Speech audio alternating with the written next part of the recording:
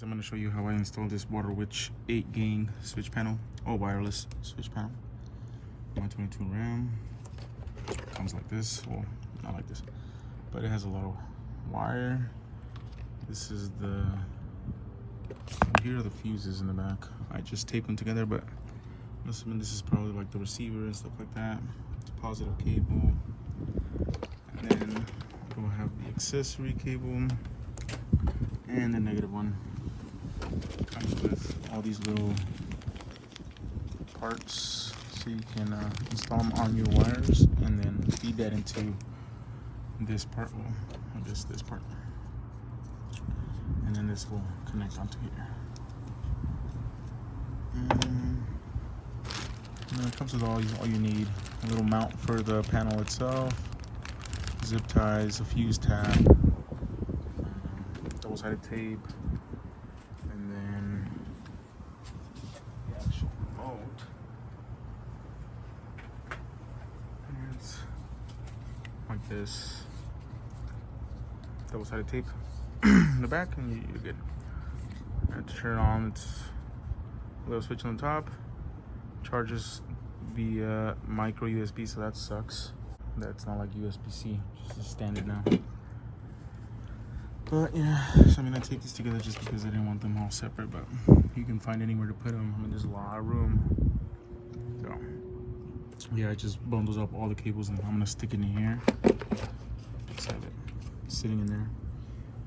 And then obviously my ground, positive, and then the accessory. I already can have a wire connected to my accessory, so I'm just gonna tap into that. So yeah, let me connect that. So actually get the little pins on here. You'll just put it on the wire, a little exposed, and then the bottom just hugs the rubber isolator.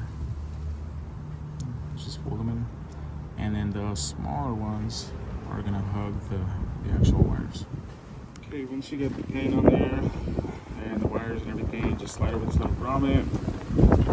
The little tube part is gonna go towards the top. It's just cover the wires, and this is just for my ditch lights. So I'm gonna use the 10 amp. Let's see, I'm sorry about that one, stupid ass one. It has 10 amp ones and 20 amp slots.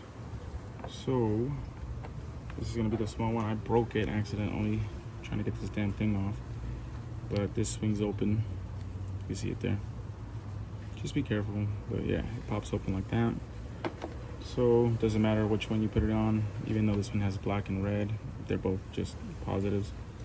So slide this in, it grabs on, and then you put the little lock on there. And that's that. Now this can't come out. And we'll slide it on.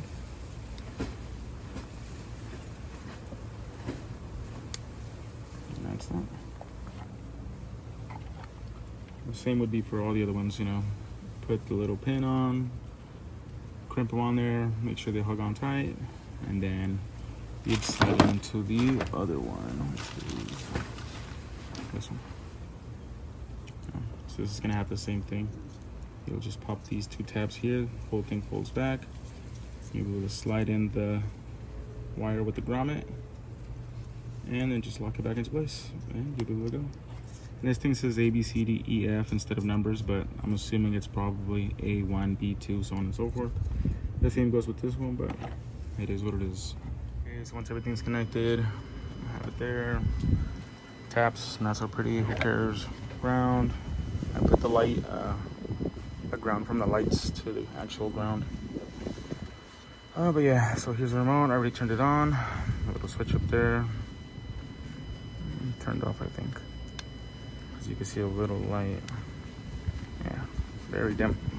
But the switch, the order is 1, 2, 3, 4, 5, 6, 7, 8. So if I push it, turn on, and it stays on.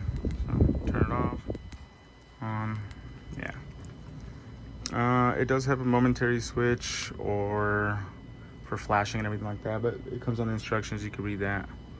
But yeah, all in all, this is only 50 bucks with the $12 coupon right now on Amazon, so I think it's pretty worth it for innate switch, plus how simple it is to install, and the convenience feature. So yeah, there they are.